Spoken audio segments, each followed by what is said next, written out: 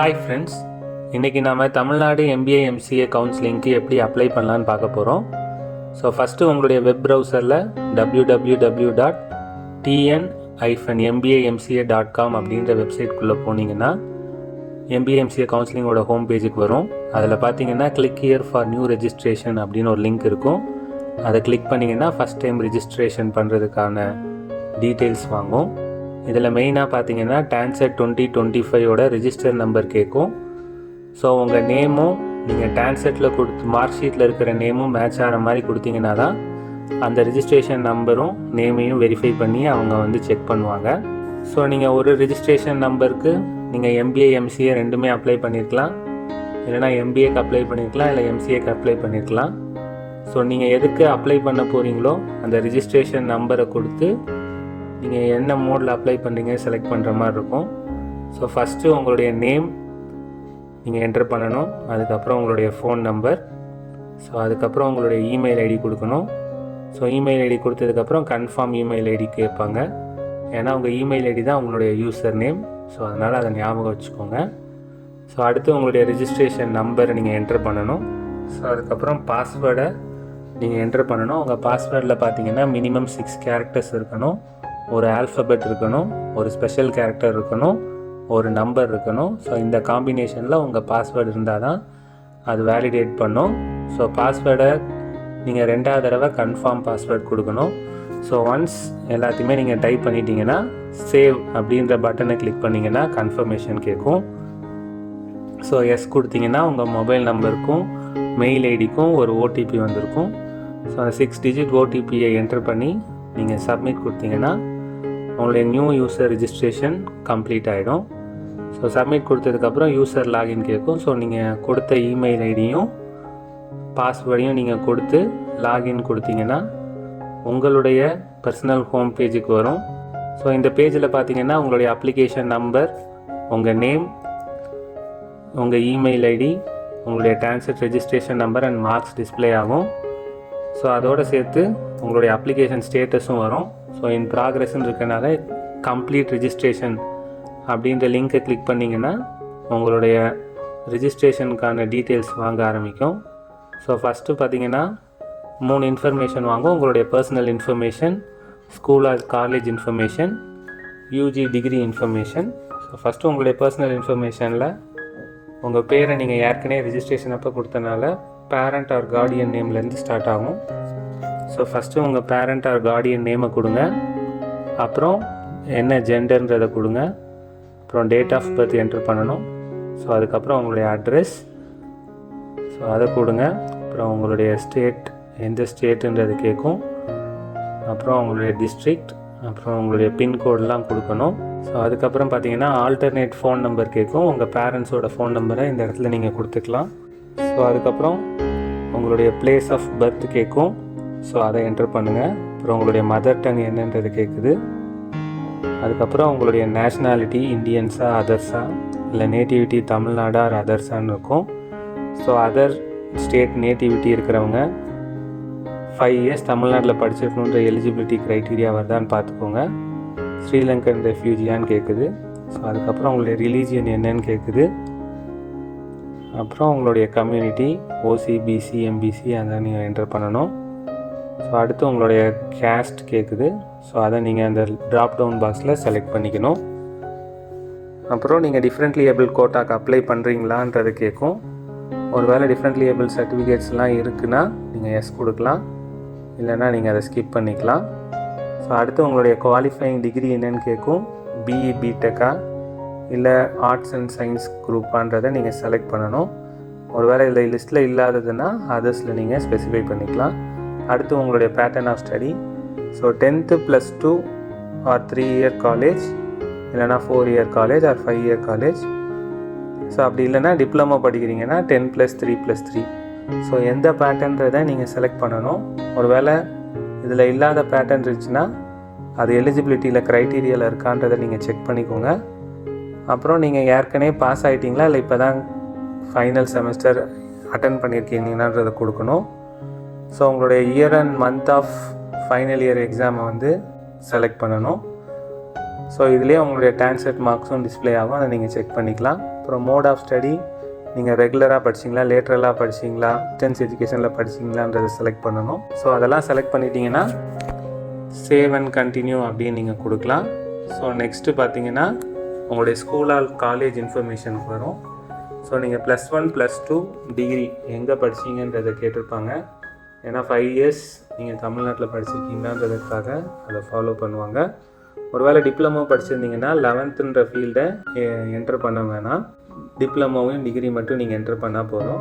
So once உங்களுடைய இன்ஃபர்மேஷனை கொடுத்துட்டிங்கன்னா சேவ் அண்ட் கண்டினியூ கொடுக்கலாம். ஸோ லாஸ்ட்டு உங்களுடைய டிகிரி இன்ஃபர்மேஷனை பற்றி கேட்கும்.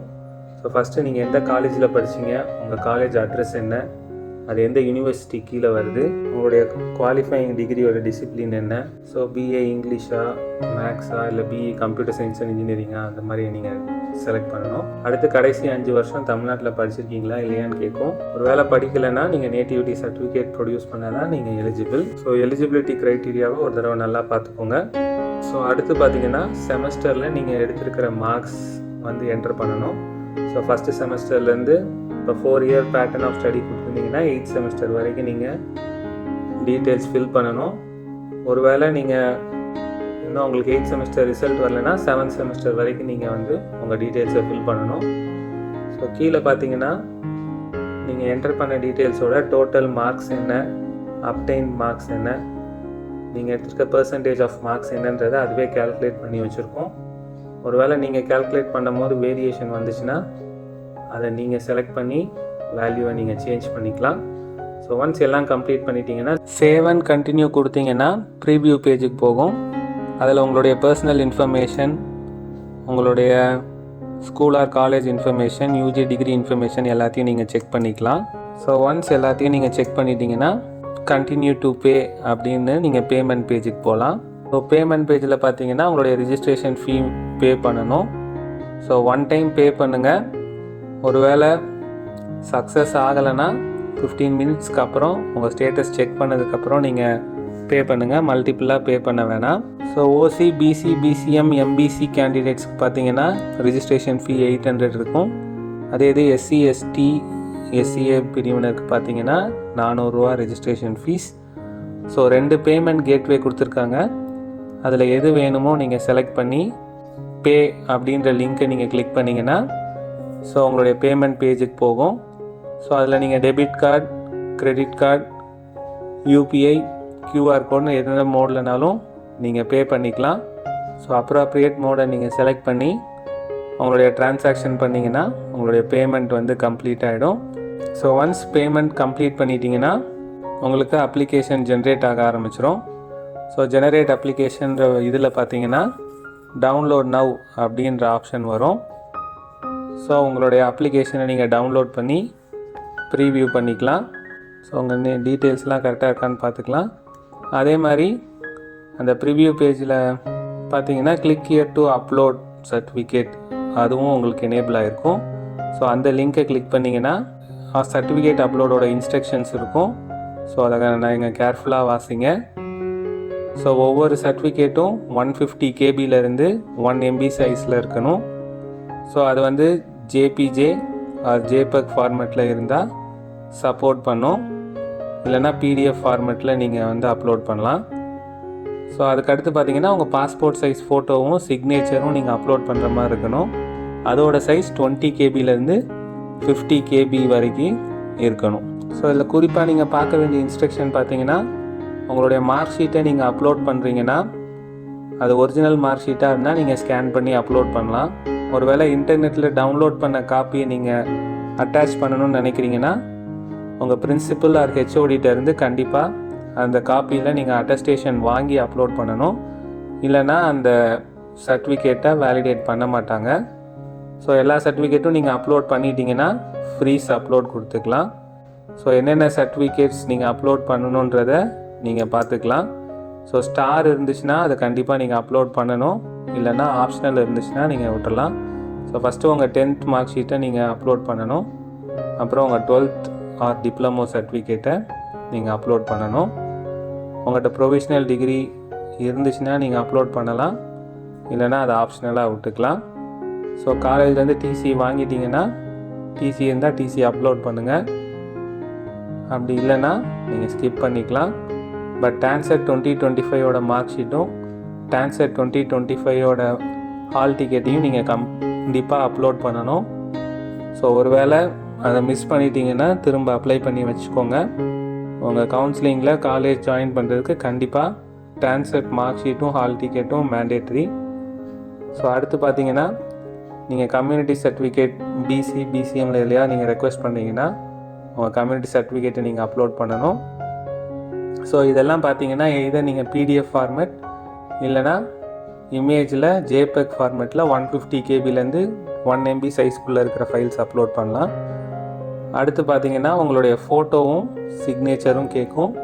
இது 20 KBலேருந்து 50 KBக்குள்ளே இருக்கலாம். ஸோ உங்களோட எல்லா சர்டிஃபிகேட்ஸையும் ஒரு ஃபோல்டரில் நீங்கள் காப்பி பண்ணி வச்சிட்டிங்கன்னா உங்களுக்கு செலக்ட் பண்ணி அப்லோட் பண்ண ஈஸியாக இருக்கும். ஸோ அதுக்கு அடுத்து பார்த்தீங்கன்னா நீங்கள் படித்த செமஸ்டர் மார்க் ஷீட்ஸ் அப்லோட் பண்ணணும். ஒருவேளை கன்சாலிடேட்டட் மார்க் ஷீட் இருந்துச்சுன்னா எல்லாத்துலேயுமே நீங்கள் கன்சாலிடேட்டட் மார்க் ஷீட் அப்லோட் பண்ணலாம். அப்படி இல்லைனா individual semester mark sheets upload பண்ணணும்.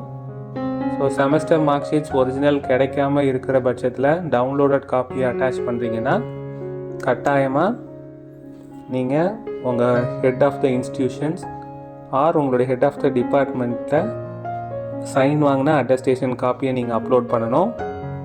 அப்புறம் பார்த்தீங்கன்னா டிஃப்ரெண்ட்லி ஏபிள் கோட்டாவில் நீங்கள் அப்ளை பண்ணணும்னு நினச்சிருந்தீங்கன்னா ஸோ அதுக்கான சர்டிஃபிகேட்ஸ் அப்லோட் பண்ணணும். அதுக்கு அடுத்து பார்த்தீங்கன்னா அடிஷ்னல் சர்டிஃபிகேட்டுன்ற காலம்ஸ் இருக்கும். இது எதுக்காகன்னு பார்த்தீங்கன்னா அரியர் இருக்கனால மல்டிபிள் மார்க் ஷீட்ஸ் இருக்குது அப்படின்ற பட்சத்தில் நீங்கள் அடிஷ்னல் சர்டிஃபிகேட்டை யூஸ் பண்ணிக்கலாம். ஸோ ஒன்ஸ் எல்லா ஃபைலையும் நீங்கள் அப்லோட் பண்ணிட்டீங்கன்னா ஃப்ரீஸ் அப்லோடுன்ற ஆப்ஷன் கீழே இருக்கும், மேலேயும் இருக்கும். ஸோ ஃப்ரீஸ் அப்லோடுன்றதை கிளிக் பண்ணி உங்களுடைய சர்டிஃபிகேட் எல்லாத்தையும் அப்லோடை நீங்கள் ஃப்ரீஸ் பண்ணிக்கலாம். ஸோ அது கன்ஃபர்மேஷன் கேட்கும். ஸோ அதை நீங்கள் பார்த்து டீட்டெயில்ஸ் கரெக்டாக இருந்துச்சுன்னா கன்ஃபார்ம் கொடுத்துக்கலாம். ஸோ ஒன்ஸ் நீங்கள் ஃப்ரீஸ் பண்ணிட்டீங்கன்னா அதுக்கு மேலே எந்த சர்டிஃபிகேட்ஸையும் உங்களால் மாடிஃபை பண்ண முடியாது. ஸோ எல்லாம் முடிச்சிட்டிங்கன்னா நீங்கள் லாக் அவுட் பண்ணிக்கலாம். ஸோ இதுதான் டிஎன் MBA MCA கவுன்சிலிங்கோட அப்ளிகேஷன் ப்ராசஸ். தேங்க்யூ ஃபார் வாட்சிங்.